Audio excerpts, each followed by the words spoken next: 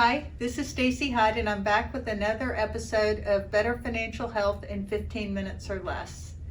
And today I'd like to talk to you about your 401k, particularly what to do with a 401k when you change employers.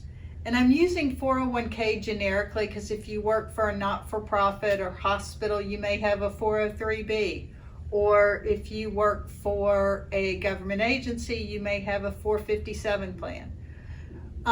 Many people just assume that they should roll that to an IRA, and that might be the right choice, or you may want to roll it to your new employer's plan, or in some cases you may want to leave it where it is. The key thing you need to look at is what are the options that you have in your old employer's plan, what are the fees and expenses you're paying. That's a lot easier to find out now than it used to be. There's a report that you can go look for. It's called a 404A5. Sometimes they are nice and they just say summary of fees and expenses for the plan. That's what you're looking for. And what you're trying to find out is, are the investments offered to me, generally speaking, the U.S. equity funds, are they costing 0.3% or less? International funds 0.5% or less? Fixed income, somewhere in that same neighborhood.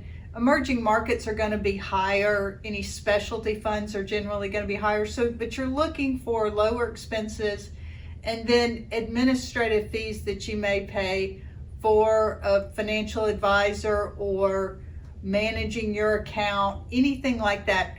All in, you don't want to be paying more than 1% total. Lower is better. And if it's a large employer plan, chances are, like a FedEx or something like that, those are going to be pretty low cost. And so you may want to just leave the money in somewhere like that. And especially if you leave a large employer, go to a small employer, you may just want to leave it there because, for example, the Vanguards, the Fidelities, the big providers tend to have pretty low costs. They have an easy to use system, so you can just leave your money there. And a good thing to remember is if you have over $5,000, they have to let you leave your money there. So that can be a good option. The key thing to keep in mind is keep your address updated if you decide to do that. So if you're moving around, you want to do that. Now, if you look at your new employer plan and you're like, wow, I really like this, the website's easy to use, I get it, and I'd rather have everything here, then you need to reach out to your new provider, 401k provider, and ask them, what do they need in order to receive that money from your former employer? And most providers will have a team that will even get on the phone with you and call your former employer's plan and help you bring that over. If you do decide to move it to an IRA, you'll want to open an IRA and get that set up to receive it. Keep in mind that in most states, the asset protection, meaning what creditors can get to, if it's in an employer-sponsored retirement plan, it's essentially bulletproof. They cannot make you take that money out if you owe money or anything like that. So there is a little more protection if you leave it in an employer plan as opposed to moving it to an IRA. So that's something to kind of weigh there. Also, you may pay higher fees. However, if you're getting closer to retirement, it may be an opportunity to build a relationship with a financial advisor, understand how they work, see how you can work together, and sort of try it out before you make the full plunge of completely retiring. So that can be helpful too. You just want to be aware of it. But you do, if you're, one thing that I see sometimes is people are pulling money out of a retirement plan and they're putting it into an annuity. Well, one of the great things about an annuity is it offers tax deferral, but you don't need that with retirement assets because they already have that. And annuities are going to have higher cost in them. And you need to make sure that you really understand what you're getting for those higher fees.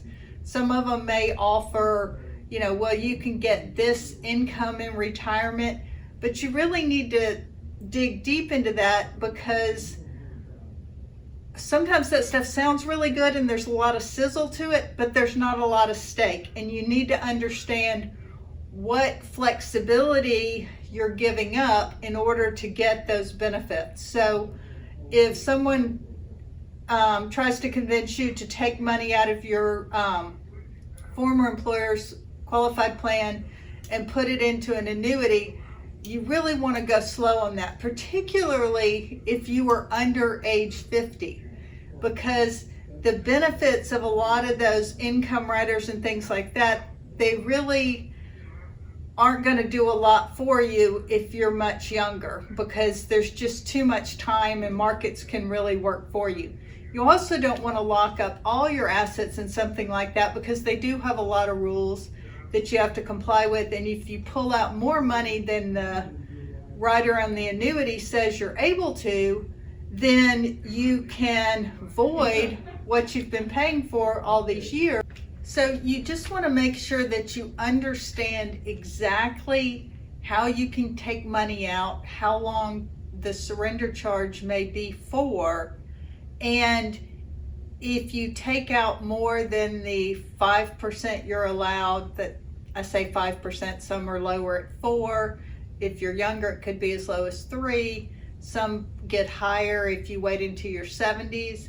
But you just really want to understand what it is, because life happens and you may need to make a larger withdrawal, and you need to understand exactly how those annuities work and what the benefits, but also what you're paying for that, and compare it to sort of the likelihood of not having that type of guarantee, because you are giving up some upside in the form of higher fees, also limited investment options, by getting that security that the annuity company is providing. So you also want to make sure that they're financially strong. So, my first advice for most folks is to move that old 401k, either leave it where it is, roll it to a new employer's plan, or if you do roll it to an IRA, be sure that you are understanding the trade-offs that you're giving up on asset protection. And if it's a self-directed and you're going to invest it yourself, that's fine. Just know that you don't want to treat it like play money, because it is real retirement money, and so you may want to invest it in broad, low-cost index or other investment funds, rather than kind of getting onto the most popular stock of the day on Reddit or something like that. So you do want to do that, or if you're going to work with an advisor, make sure you understand what you're paying for and what you hope to get, because there is value in having someone advise you and help you through all that. The one other thing to keep in mind about if you're wanting to do a Roth IRA but your income is too high, you want to have all your pre-tax money in a corporate retirement plan, because that allows you to make a non-deductible IRA contribution, convert it to a Roth, and build your Roth assets that way.